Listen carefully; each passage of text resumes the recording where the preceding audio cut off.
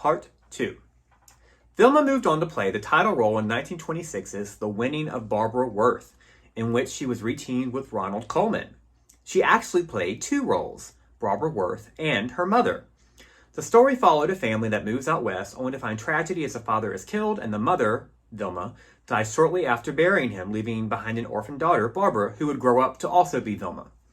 Barbara is adopted by rancher Jefferson Worth and becomes a beautiful young lady.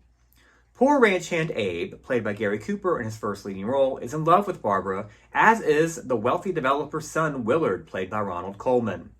Rivalry and a story surrounding a river dam and land development ensues.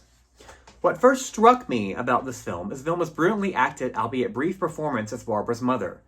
Notice here the subtle pain and despair in her face as she buries her husband and prepares to bravely journey ahead to support her young daughter.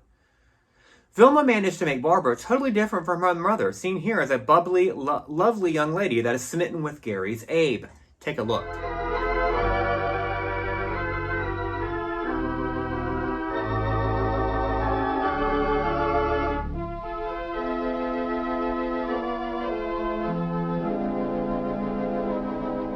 However, Vilma's Barbara proved to be just as tough as Yasmin and Masha in Vilma's other films.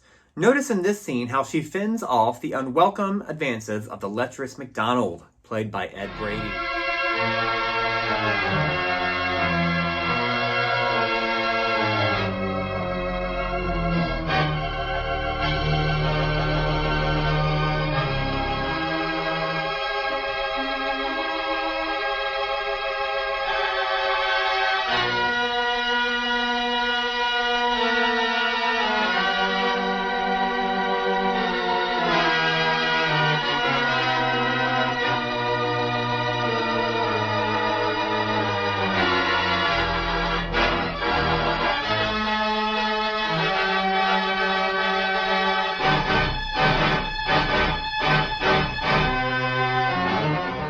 The Winning of Barbara Worth was a huge hit at the box office, and Exhibitors Herald called Vilma wonderful. Colman decided to keep his money-making star team of Vilma and Ronald going and teamed them in 3 films back-to-back. The first was 1927's The Night of Love, which fortunately survives. The film is a swashbuckling, adventurous tale that stars Ronald as a bandit, Montero, who seeks revenge on a duke and kidnaps his bride, Princess Marie, played by Vilma. Romance and adventure ensue.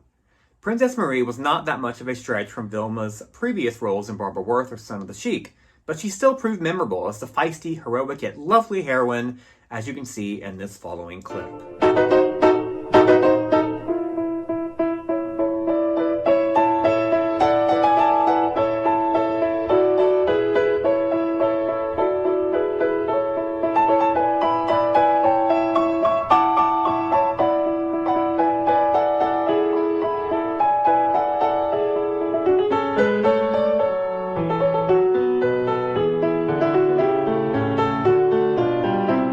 The film appears to have done well at the box office and was also critically acclaimed. The Washington Evening Star called it one of the best screen romances in years, while Vilma and Ronald were praised for their romantic chemistry. Goldwyn teamed Vilma with Ronald again in The Magic Flame in 1927, this time setting their romance at a circus. Ronald played Tito the Clown and Vilma played Bianca the aerial artist. Their romance is threatened when a wealthy man takes an interest in Bianca.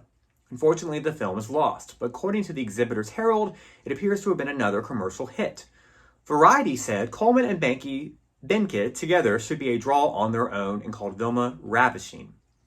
Vilma and Ronald were teamed in one last film together in 1928, Two Lovers, another swashbuckling romantic tale that survives partly.